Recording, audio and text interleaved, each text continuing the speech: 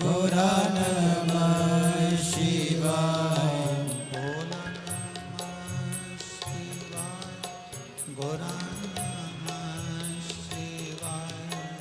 भोला नमः शिवाय, गोरा नमः शिवाय।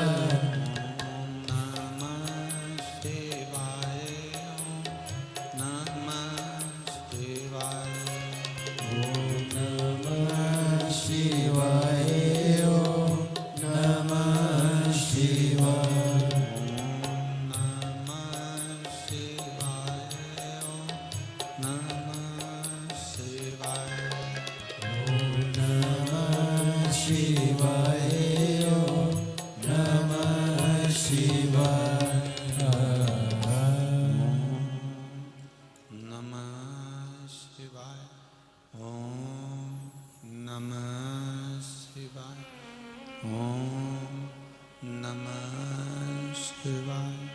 विश्वनाथ भगवान की, महाकालेश्वर भगवान की, त्र्यंबकेश्वर भगवान की, कुबेरेश्वर महादेव की।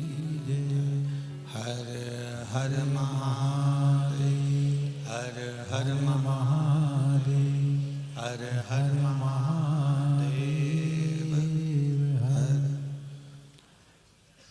काशी विश्वनाथ, ओगरदानी, तरकालदर्शी, कैलाशी, अविनाशी भगवान शिव, जिनकी पुनीत पावन शिव महापुराण की कथा संपूर्ण विश्व के कल्याण हेतु बाबा देवादिदेव महादेव की कृपा से श्रवण करने का सौभाग्य प्राप्त हुआ है। पूर्ण ब्रह्म परमात्मा भगवान शिव, जो संपूर्ण विश्व का कल्याण करते हैं, संपूर्ण जगत का उद्धार करते हैं, ऐसे बाबा देवादिदेव महादेव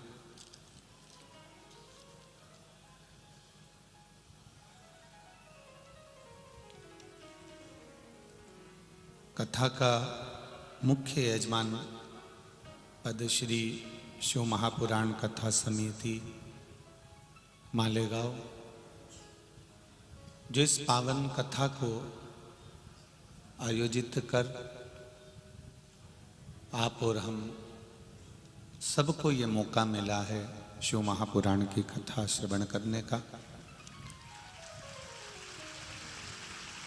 मुख्य यजमान के पद पर श्री दादाजी दगड़ू जी भूसे, मंत्री जिला महाराष्ट्र सरकार, जो नित्य आनंद से इस पावन कथा का रसास्वादन कराकर संपूर्ण विश्व का कल्याण कर रहे हैं। आज बहुत ज़्यादा संख्या में आप लोग आए हुए हैं। लाखों लाखों समुदाय आनंद में आप सब यहाँ विराजित हैं। बाबा देवादिदेव महादेव से यही प्रार्थना है कि आप जिस भाव से, जिस हृदय से भगवान शिव की पावन कथा को श्रवण करने पधारे हैं, बाबा देवादिदेव महादेव आप सभी की मन की कामना को पूर्ण करें और आप नित्य सत्संग करते रहें।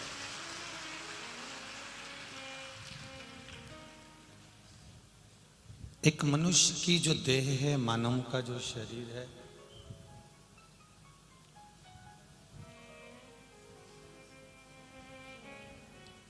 बड़ी विनती से, बड़ी मन्नतों से प्राप्त होता है। माता के गर्भ में भी उल्टे लटके रहे, भगवान से प्रार्थना करते रहे कि हमको इस मनुष्य की देह को आप इस गर्भ की कैद से बाहर निकाल दो।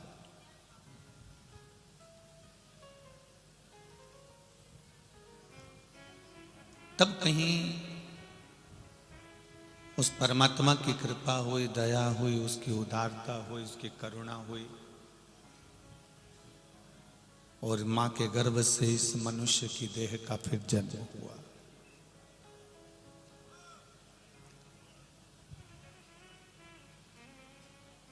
कितनी विनती कर कर, कितना निवेदन कर कर, कितना कितना प्रार्थना कर कर ये मानव की देह मिली। और यदि हम इस मानव की देह को यूं ही व्यर्थ में गंवा दें, इसको छोड़ दें, तो फिर दूसरी बार ये मानव की देह प्राप्त होना बड़ा कठिन है।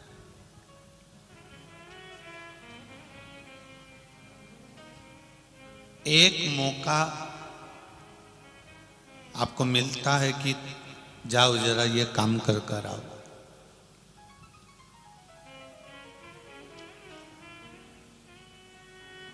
वो मौका मिला आपको कि आपको ये काम करना है, आपको ये काम करके आना है।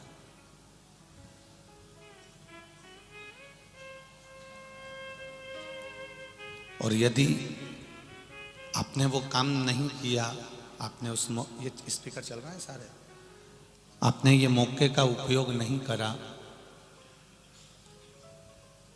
आप अगर नहीं पहुंचे उस कार्य के लिए, ठीक नहीं बैठ पाए आप उस कार्य के लिए, तो फिर दूसरी बार आपको वो काम कोई नहीं बताएगा कि आप ये करो।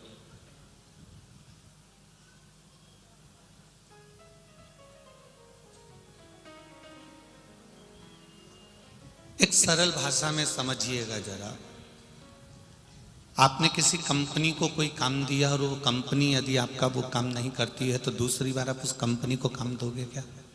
बोलो, जम के बोलो जरा, नहीं दोगे। ये टेंट वाले भैया को काम मिला, इसने टेंट अगर सही लगाया तो आप इसको काम और दोगे। ये माइक वाला भैया है, साउंड वाला, इसने साउंड सही लगाया तो इसको काम आगे और दोगे। और अगर नहीं सही करा तो अगली बार मिलेगा क्या? जम के तो बोलो, नहीं मिलेगा। कोई कार्य अगर किसी को दिया गया है और वो कार्य अगर उसने श्रेष्ठता से नहीं करा तो अगली बार उसको वो कार्य नहीं प्राप्त होता। उसी तरह परमात्मा ने एक बार मनुष्य की शरीर दिया है, अगर हमने इसको सही जगह लगाया तो वो भी बार बार हमको जन्म देगा, नहीं तो वो भी नहीं देने वाला।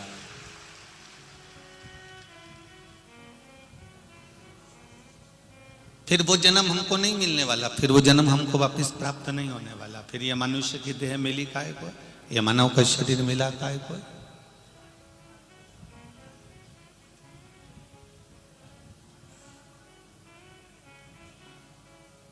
पाप और पुण्य, इन दोनों में एक अंतर है। पाप करना नहीं पड़ता, अपने आप हो जाता है, और पुण्य को जम के बोलो करना पड़ता।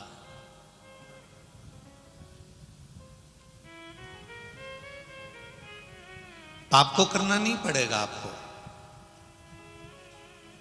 झूठ आपको बोलना नहीं पड़ेगा, अपने आप बस मोबाइल उठा लो और किसी से बात में लग जाओ।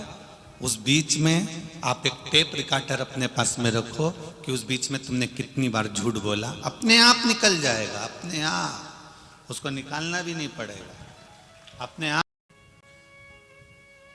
आपके पास जाने के लिए आपको सोचना नहीं पड़ेगा, आप स्वयं पाप करने के लिए वहां तक पहुंच जाओगे। पर जब आप पुण्य करने की बारी आएगी तब आपको 50 बार सोचना पड़ेगा, क्या मैं इसको घर में बुला के भोजन करा दूं, क्या मैं इसको पानी पिला दूं। 50 बार विचार करना पड़ेगा, क्या मैं मंदिर जाऊं कि नहीं जाऊं, क्या मैं भजन करूं कि नहीं करूं, कीर्तन करूं कि नहीं करूं, मंत्र जाप करूं कि नहीं करूं। पुण्य करने के लिए 50 बार सोचना पड़ता है, पर पाप करने के लिए बिल्कुल नहीं सोचना पड़ता। पाप अपने आप व्यक्ति कर बैठता है, और पुण्य करने की जब बारी आती है तो 50 बार सोचता है कि करूं कि ना करूं।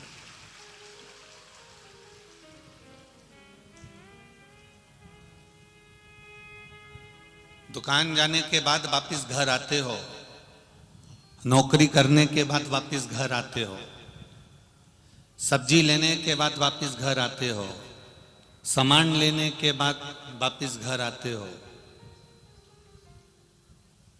शिव महापुराण की कथा कह रही है, अगर हमने जिंदगी का एक नियम ऐसा बना लिया कि जैसे दुकान गए तो वापस घर आए, बाजार गए तो घर आए, नौकरी पर गए तो घर आए, उसी तरह एक नियम बना लो कि मैं पाप करूं चाहे पुण्य करूं, मैं भी एक घर है मेरे महादेव का, उसके दरवाजे पर जरूर जाऊंगा।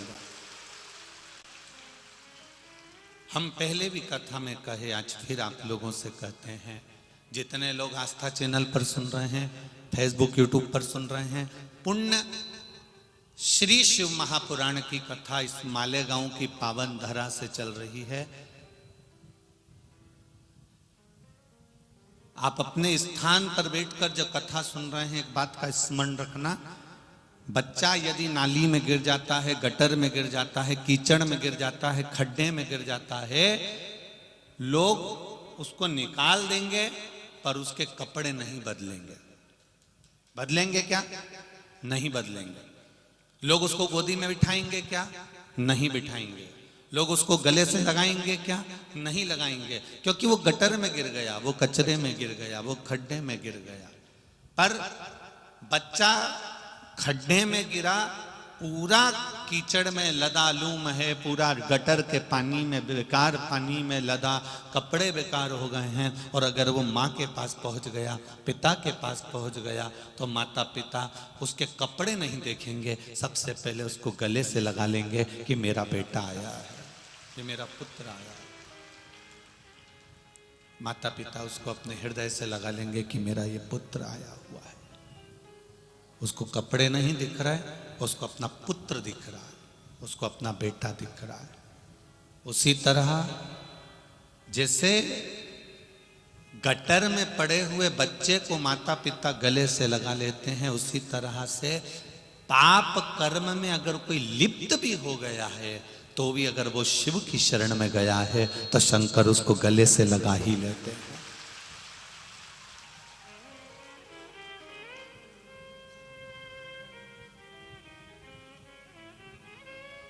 शिव उसको गले से लगा लेते हैं। एक पत्र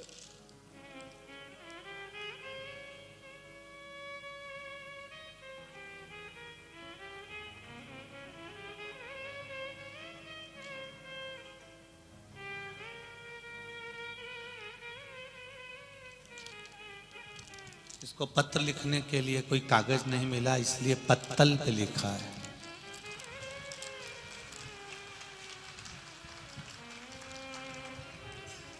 आप ही ने लिखा है?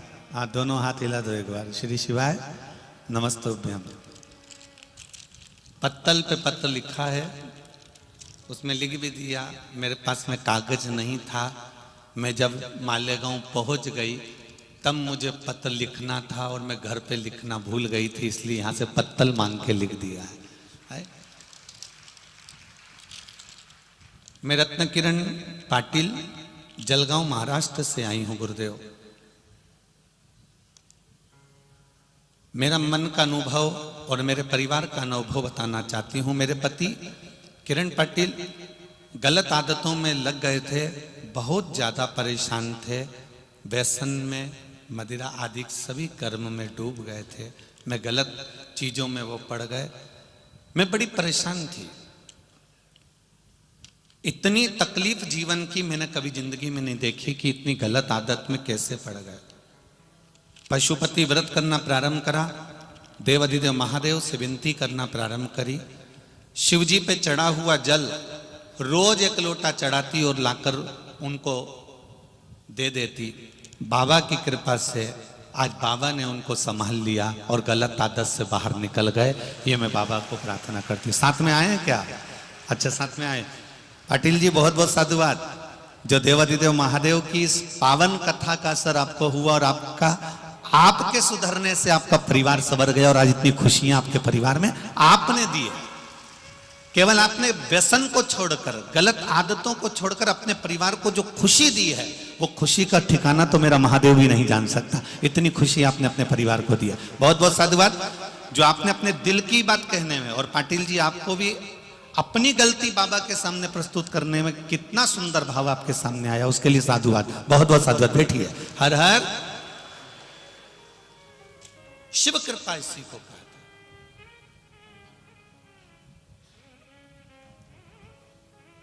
ये शिव महापुराण की कथा नहीं है, ये बच्चों का इस पिता के प्रति, शिव के प्रति प्रेम है, जो यहां पर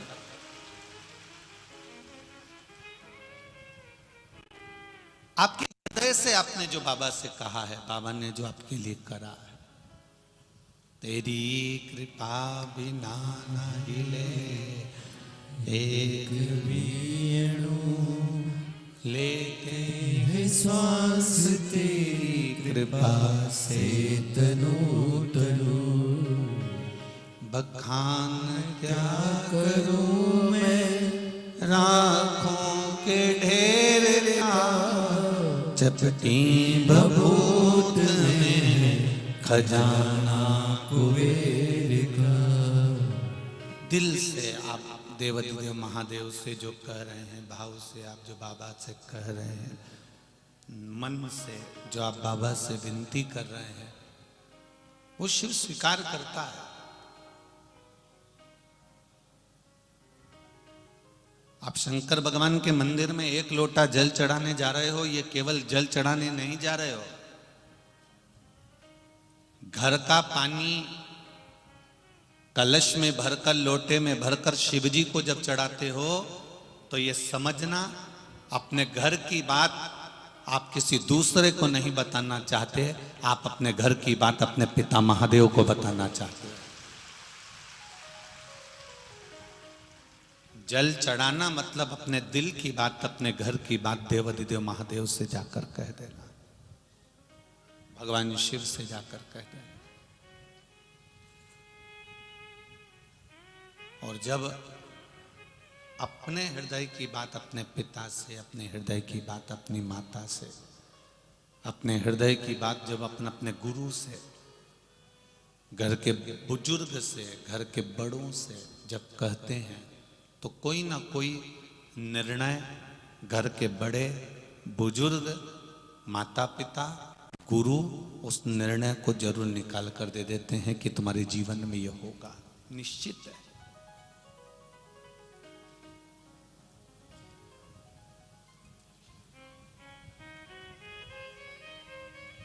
किसी मंदिर में जाकर बैठ जाओ, घर छोड़ दो, इसमें बहुत सारा पुण्य मिल जाएगा। कोई ऐसा कहता हो तो उसको नमन कर लेना।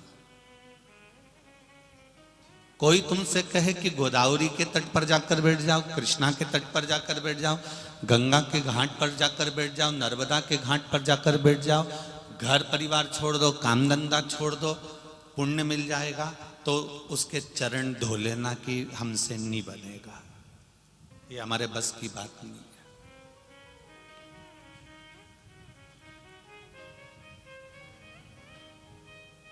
ये हमारे बस का है ही नहीं।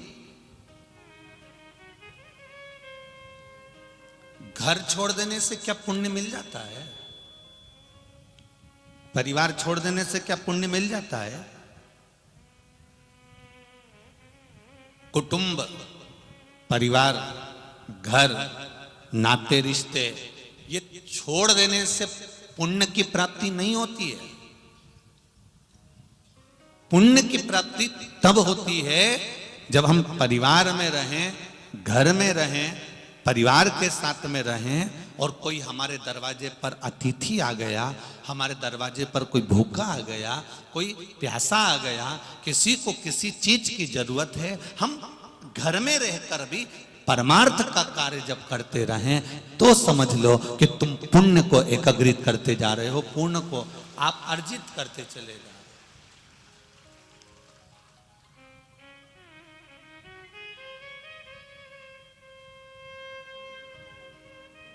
जीवन में जब दुख आए ना, जीवन में जब तकलीफें आए, कष्ट आए, रोग आए, बीमारी आए, कुछ हमारे जीवन में दुख की घड़ियां जब सामने आकर खड़ी हो जाए तो समझ लेना कि तुम्हारा पाप कट रहा है। क्या कट रहा है? जम के बोलो जरा। पाप कट रहा है। और जब हम एसी के कमरे में सो रहे हों, डल्लब के गद्दे पर सो रहे हों, 4 व्हीलर गाड़ी में खूब घूम रहे हों, खूब एंजॉय कर रहे हों, जिंदगी का खूब एंजॉय कर रहे हों, समझ लेना कि तुम्हारे पास में जो पुण्य है बहुत सारा, वो पुण्य अब खर्च होना प्रारंभ हो चुका है। धीरे धीरे वो पुण्य धीरे धीरे धीरे धीरे जा रहा है। तब उस समय पर जब पुण्य बहुत खर्च होने लगे तो तुमको आनंद आने लगेगा। हमारे यहाँ एलईडी आ गई, हमारे यहाँ एलसीडी आ गई, हमारे यहाँ फ्रिज आ गए, हमारे यहाँ गाड़ी आ गई, हमारे यहाँ बंगला आ गया, मेरा बेटा ये हो गया, मेरी बेटी ये हो गई, मेरा बेटा ये हो गया, मेरे यहाँ इतना धन हो गया, मेरे इतना बेबहू हो गया। समझ लेना अब पुण्य तुम्हारा खर्च होना प्रारंभ हो गया है। जब पुण्य खर्च होना प्रारंभ हो जाए, बहुत खुशियां भगवान देना प्रारंभ कर दे, समझना कि पुण्य धीरे धीरे धीरे समाप्त हो रहा है। उस समय पर अपने को तुरंत तैयारी कर लेना चाहिए। जब भगवान ज्यादा धन देने लगे, बच्चे लोग अच्छे हो जाएं, खूब कमाने लगे, तो वापिस पुण्य को बढ़ाने का काम चालू करना। किसी गरीब को भोजन कराना, अतिथि का सत्कार करना, किसी को दवाई की जरूरत हो उसको दवाई दिलवाना, किसी को शिक्षा की जरूरत हो उसको शिक्षा करवाना। ये हमारा पुण्य अब हम और अर्जित करना प्रारंभ कर, हमारे पुण्य को और अर्जित करना हम प्रारंभ कर दें। हम पुण्य को और आगे बढ़ाएं। अब ये पुण्य हमारा और आगे बढ़ता चले। सुख जब आए तो समझ लो कि पुण्य हमारा खर्च होने लगा है। तो क्या करोगे? उस खर्च के साथ में और अपनी आय को बढ़ाना है, पुण्य को बढ़ाना है। पुण्य बढ़ेगा कैसे? मंदिर में बैठने से पुण्य नहीं बढ़ेगा।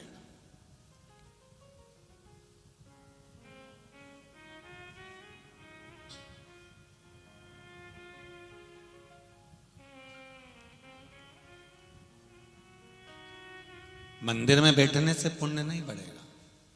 नर्मदा जी के घाट पर, गंगा जी के घाट पर बैठने से पुण्य नहीं बढ़ेगा। गंगा के घाट पर बैठने से पुण्य नहीं बढ़ेगा।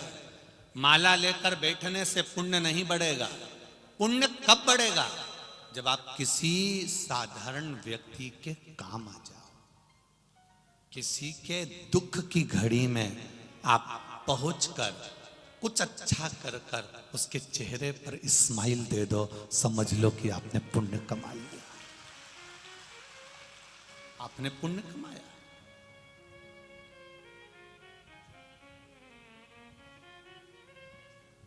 कितना पुण्य का कार्य कर रही है ये शिव महापुराण की कथा लोग करा रहे हैं। कराने के साथ में सियोर वाला महाराज आया, कथा कह दिया, आप आए, कथा सुन ली, समिति ने कथा करा ली, दादा भगूसे जी ने कथा करवा ली और समिति ने कथा करवा ली। ये एक अलग बात है। पर समिति का पुण्य कहाँ है? तो समिति का पुण्य किस जगह पर दिखता है? जब इतने बड़े आयोजन में लोग आते हैं, आप उनको थोड़ा सा पानी पिला देते हो, थोड़ा सा अन्न भाग खिला देते हो, थोड़ा सा आदर कर लेते हो, थोड़ा सा आतिथ्य कर लेते हो। मालेगांव के घर घर में मेहमान आए हुए हैं, आप उनका सम्मान कर रहे हो, तो समझ लो ये पुण्य आप एकत्रित कर रहे हो। ये पुण्य की एकाग्रता, ये पुण्य की संचितता, आनंदता, अर्जितता।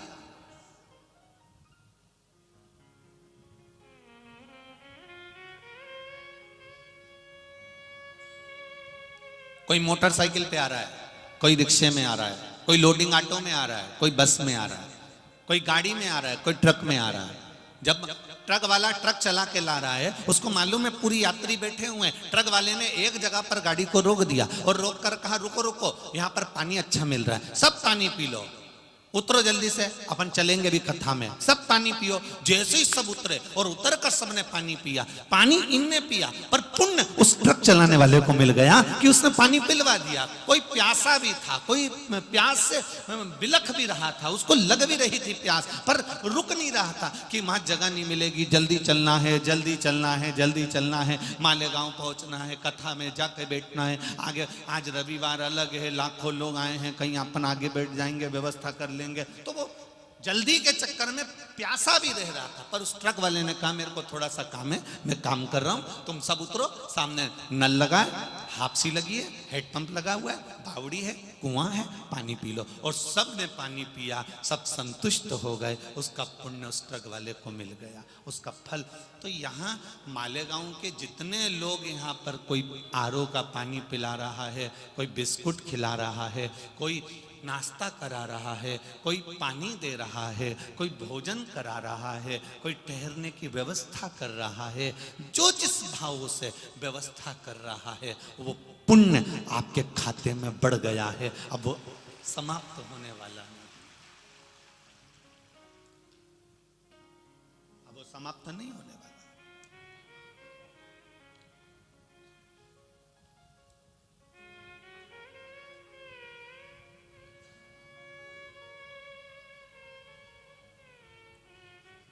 मंदिर बनवा देना, मंदिर बना देना और मंदिर में बैठ जाना, ये अलग बात है।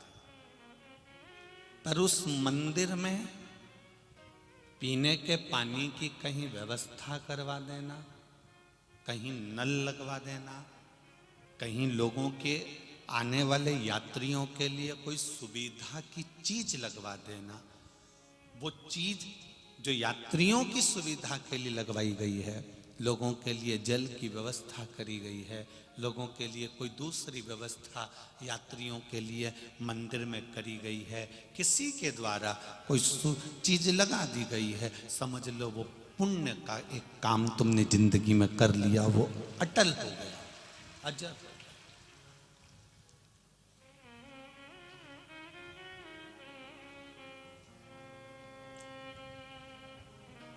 वो अटल अजर है, वो समाप्त नहीं हो सकता। मत बुरे कर्म कर बंदे, वरना पछताएगा। की आंखों से तू बच नहीं पाएगा, तू बच नहीं पाएगा। अरे ओ अज्ञानी मत कर नादानी, अरे ओ अज्ञानी मत कर नादानी। तेरे कर्म का फल भी तू ही पाएगा, जैसा किया तूने तेरे आगे आएगा। मत बुरे कर्म कर बंदे, मत बुरे कर्म कर्म कर बंदे, वरना पछताएगा। भगवान की आंखों से तू बच नहीं पाएगा, तू बच नहीं पाएगा। ये पुण्य करने का ये मौका मिला है हमको।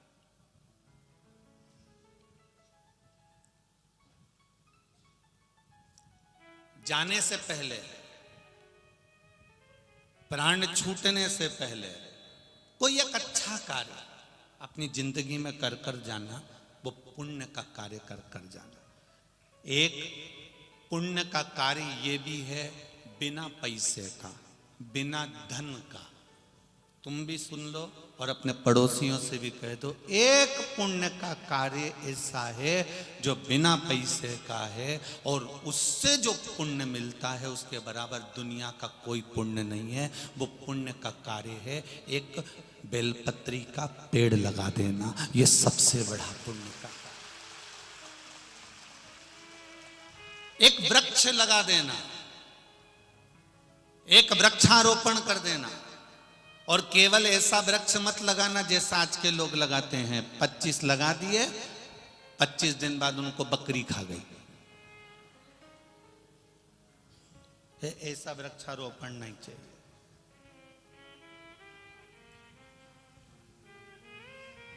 दिखाने का वृक्ष लगाया था, इतने इतने से पौधे लेके आए थे। अब वो इतना सा पौधा बड़ा होने में कितना समय लेगा?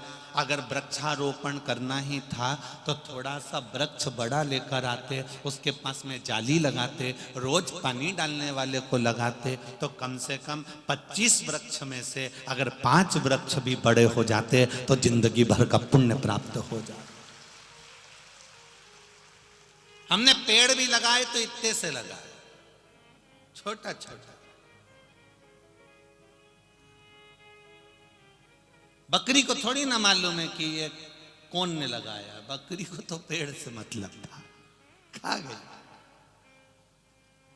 और जिनने वृक्षारोपण किया था फिर उन्होंने दूसरी बार ये भी नहीं पूछा हमने यहाँ पर 25 पेड़ लगाए थे कहाँ गए, एक बार मुंह से आवाज नहीं निकली, वो तो बस बकरी खा गई। एक पुण्य का कार्य ये भी है जो बिना पैसे का। एक बेलपत्री का पेड़ लगा देना, वृक्ष लगा देना, बेलपत्री का पौधा लग जाएगा। आप चले भी गए, कोई बेलपत्री तोड़ेगा, शंकर भगवान पर चढ़ाएगा, बेलपत्री के नीचे बैठेगा, ठंडी हवा लेगा, बेलपत्री के वृक्ष की थोड़ा सा जल समर्पित कर कर अपने जीवन का सुख पालेगा। ये भी तो एक पुण्य का कार्य है, ये भी तो एक आनंद का कार्य है। केवल माला लेकर बैठ जाने से या नर्मदा या गंगा के घाट पर बैठ जाने से पुण्य एकाग्रित नहीं हो सकता। हम जानते हैं ये बात, लोगों को बड़ा, कई लोगों को बड़ा विचित्र लगेगा कि बताओ सीहोर वाले महाराज कह रहे हैं कि माला लेकर बैठने से पुण्य नहीं मिलता, गंगा के घाट पर बैठने से या नर्मदा के घाट पर बैठने से पुण्य नहीं मिलता। पुण्य मिलता है कब?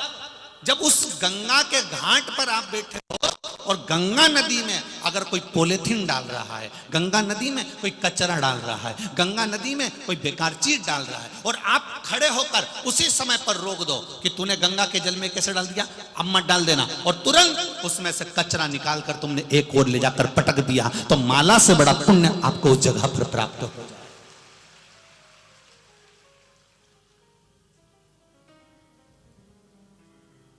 माला से बड़ा पुण्य हमें उस जगह पर प्राप्त हो जाए।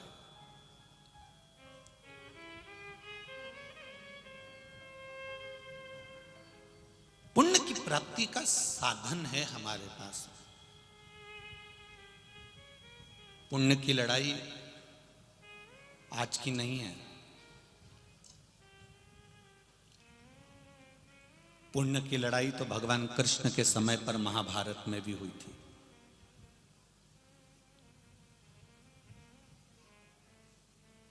भगवान कृष्ण ने जो पुण्य कमाया था और भगवान कृष्ण ने जो पुण्य को लगाया था, उसकी भी एक कथा हमारे यहां महाभारत में वेद व्यास जी ने लिखी है।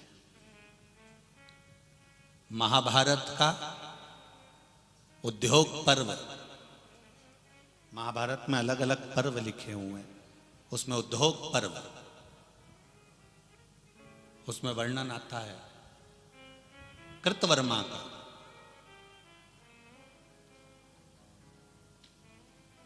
कौरव और पांडवों का युद्ध, और कौरव और पांडवों के युद्ध में कौरव एक एक कर कर मर गए।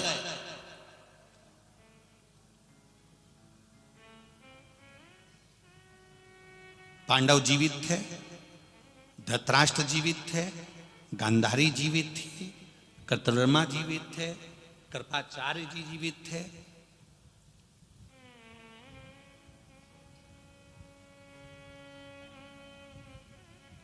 कौरवों की ओर से कृतवर्मा युद्ध लड़ रहा था, वो जीवित बचा था।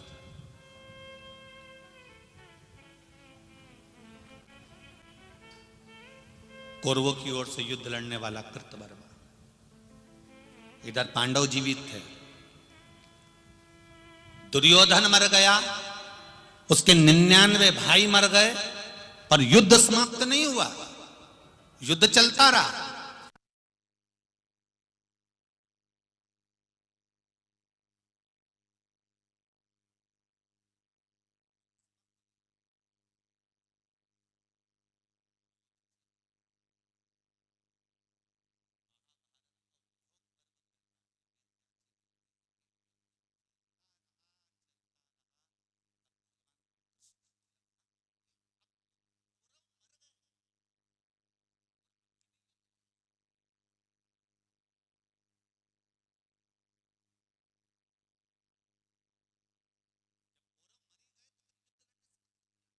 भगवान कृष्ण ने शंख की ध्वनि कर कर कहा, अब हमको युद्ध समाप्त करना चाहिए। कौरव मर चुके हैं, पांडव जीवित हैं, पांडव को विजय दे देना चाहिए। इतनी देर में कृतवर्मा ने कहा, पांडव को विजय कैसे दे दें, अभी हम जिंदा बैठे। और जब तक कृपाचार्य बैठे हैं, कृतवर्मा बैठा है, धृतराष्ट्र बैठे हैं, गांधारी बैठी है, और भी थे 5-6 लोग, और ये हम सब जिंदा बैठे हैं, तो अभी हम पांडवों को विजय नहीं दे सकते, अभी तो लड़ना है पांडवों को। भगवान कृष्ण ने मन में सोचा, बताओ बेचारे, जो दुर्योधन था वो तो मरी गया, दुशासन था वो मरी गया, ये सब मर गए, अब जीत भी लेंगे तो इनको मिलना है राज्य। भगवान कृष्ण ने कहा, नहीं नहीं, कौरव और पांडवों का युद्ध अब समाप्त हो रहा है। नहीं, युद्ध ऐसे समाप्त नहीं हो सकता, विजय निश्चित करना पड़ेगी कि विजय किसकी हुई है। जब तक उसकी सेना शामिल है, कौरवों की सेना शामिल है, जब तक कौरवों की पक्ष के लोग जिंदा हैं, तब तक विजय हम पांडवों को नहीं दे सकते। आप लड़िए, युद्ध लड़िए।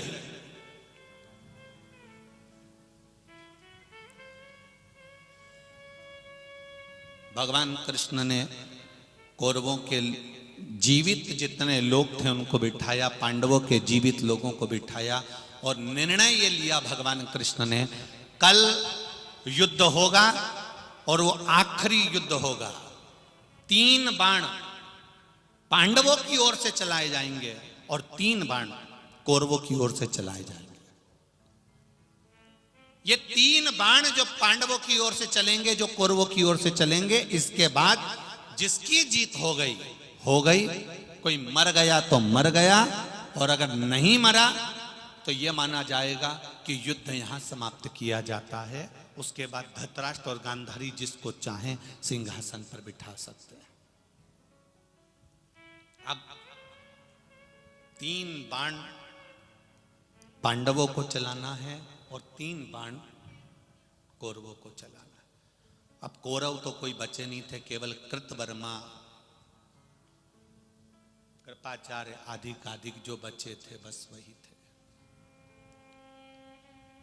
देखिएगा जरा, इस कथा को हमने पुण्य शिव महापुराण की कथा को अभी तक इतनी कथाओं में कभी नहीं लिया, पर कहीं इस मालेगांव का कोई पुण्य होगा, इसलिए ये पुण्य शिव महापुराण कथा चल रही है।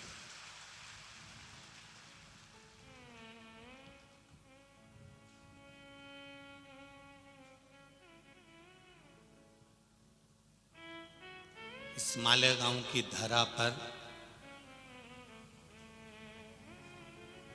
कोई पुण्यवान जीव ऐसा होगा जिसके कारण ये पुण्य शिव महापुराण की कथा उसके खाते में जा रही है।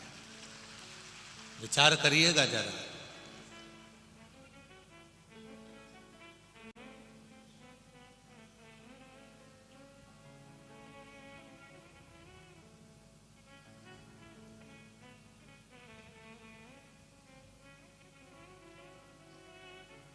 तीन बाण पांडवों की ओर से चलना है, 3 कौरवों की ओर से चलना है।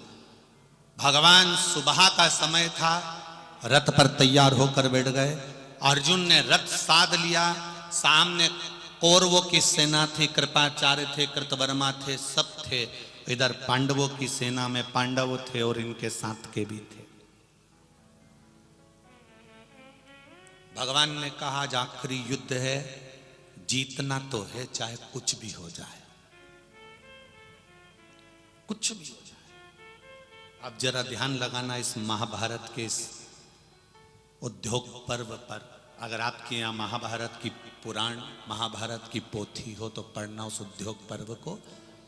उठाया, अर्जुन से कहा, भयंकर बाण निकाल ले, भयंकर बाण। और अर्जुन ने पहला बाण अग्नि बाण उठाया, और अग्नि बाण उठाया तो भगवान कृष्ण ने कहा, रुक अर्जुन, पहले बाण मुझे दे। भगवान ने उसको बाण को हृदय से लगाकर भगवान कृष्ण ने कहा, मैंने जो गोवर्धन पर्वत उठाया था, ब्रज की रक्षा करी थी, ब्रज की रक्षा करने में, ब्रजवासियों की रक्षा करने में और गोवर्धन पर्वत को उठाने में जो मुझे पुण्य मिला था, वो सारा की सारा पुण्य इस बाण में चले जाए और कौरवों को नाश कर दे। भगवान कृष्ण ने अपना पूरा पुण्य, किस चीज का पुण्य दिया? गोवर्धन पर्वत उठाने में, ब्रजवासियों की रक्षा करने में जो मुझे पुण्य मिला था, वो पुण्य इसमें चले जाए। अब तो वो बाण, अग्नि बाण और भयंकर हो गया, और भयंकर। भगवान मुस्कुराकर बोल रहे हैं, अर्जुन छोड़। अर्जुन बाण छोड़ता है, सामने से बाण आता है। कृतवर्मा ने अपना बाण लिया और बाण को सिर पे लगाकर भगवान से कहा, मैंने अगर एक पत्नी व्रत का पालन किया हो, कृतवर्मा कहता है, मैंने जिंदगी में किसी स्त्री को गलत दृष्टि से नहीं देखा हो, तो उसका जो पुण्य हो वो इस बाण में आ जाए, और छोड़ दिया।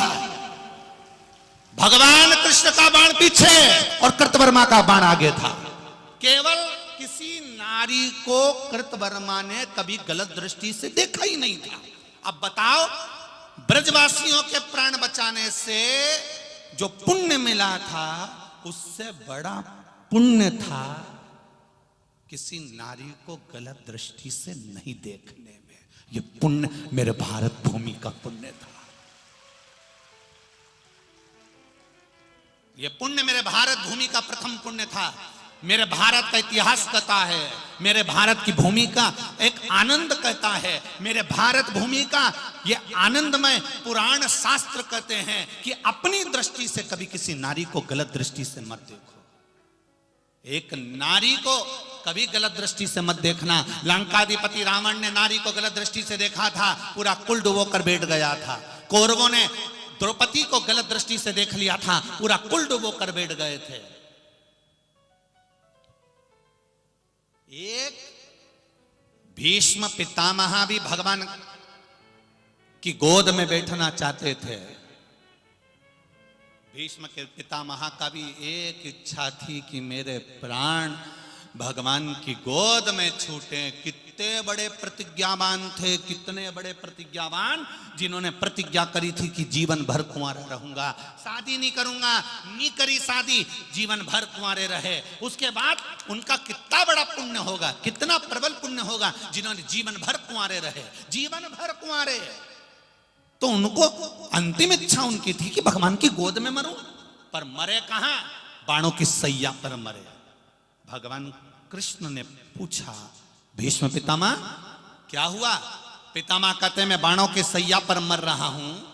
मैंने सुना है त्रेता में भगवान राम आए थे और उन्होंने वो पक्षी को, जटायु को अपनी गोद में रखा था।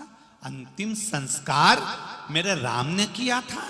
एक पक्षी को भगवान गोद में रख लेता है, एक पक्षी को भगवान अंतिम संस्कार कर देता है, और मेरे सामने भी वही राम खड़ा है कृष्ण के रूप में। तो कृष्ण मुझे गोदी में क्यों नहीं लेता? कृष्ण मेरा अंतिम संस्कार क्यों नहीं करता? तब भगवान कृष्ण ने कहा, सुनो भीष्म पितामह, यह कर्म का खेल है। उस पक्षी ने एक अबला स्त्री को रोते हुए देख लिया था तो रावण से भिड़ गया था, और एक अबला स्त्री का वस्त्र खींचते हुए तुमने देखा, एक शब्द मुंह से नहीं निकला, इसलिए तुम बाणों की सैया पर मर रहे हो और वह राम की गोद में मर रहा है। केवल एक स्त्री के लिए, एक नारी के लिए।